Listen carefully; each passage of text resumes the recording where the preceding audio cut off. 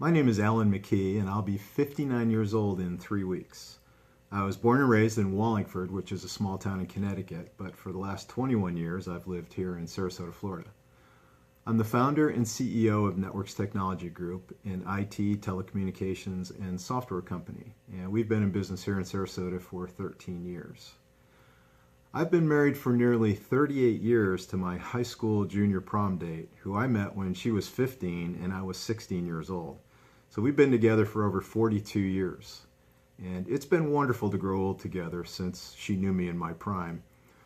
As we've grown older, my wife occasionally reminds me how, as a teenager, I used to say that 25 years old was over the hill. These days, I've adjusted my thinking and now believe that over the hill is more a state of mind than an actual age. And I'm not ready to be over the hill, not now or ever. Having said that, however, as I've gotten older, I've become acutely aware that I'm not going to live forever.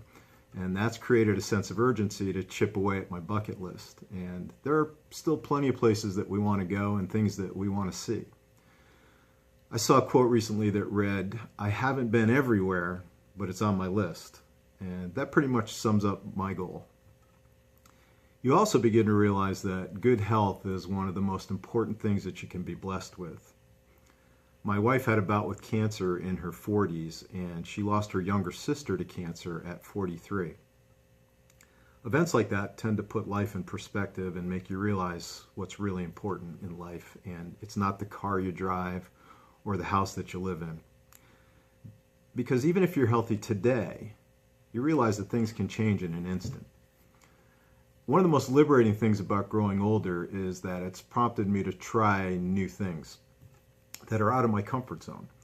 From a business standpoint, I've always been pretty entrepreneurial and not afraid to take risks, but in other areas of my life, I tended to shy away from getting too much out of my comfort zone.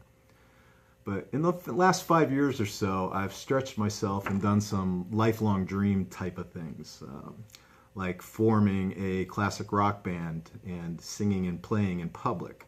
Something I have never done up until then. In fact, my wife never even heard me sing until about 3 years ago. I began teaching adult ed history classes part-time at the local community college.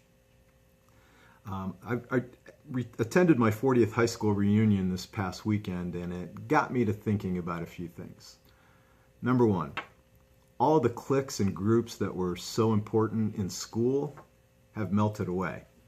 Even though we didn't want to admit it back then, I think all we ever really wanted was to be a part of something, even if it meant thinking we were better than another group. Now that we're all pushing 60 years old, it's interesting that people who would never have hung out together were very happy to see each other, and they hugged, and we talked to each other more in one evening than I may have talked to some people in 4 years of high school. Life has a way of erasing our differences. Number two, the past is as good as you remember it. I often get teased for idealizing my childhood in my little hometown. People say there's no way it could have been that good. Of course there were tough times, both for my family and for me personally. And I do remember the tough times, and I've learned from them, and they're an indelible part of who I am today. And for that, I'm appreciative for those struggles. But you know what? That makes the memories of the good times even better. And that's what I choose to remember. Number three, life is short. Shorter for some than others. We've lost 18 members of our graduating class of 350 students. So the lesson there for me was don't wait for the time, the money, or the ideal situation to start living life. It's never the ideal time. I thoroughly enjoyed my teen years, but I certainly wouldn't want to go back. In fact, I've enjoyed my 20s, my 30s, my 40s, and my soon-to-be completed 50s. And each decade has brought memorable events, both good and bad, and I've learned valuable lessons from each one of those decades. But I don't think I'd want to relive any one of them.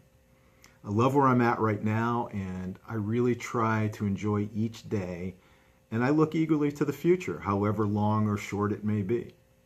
Finally, growing older has prompted me to think about how my family and friends will remember me when I'm gone.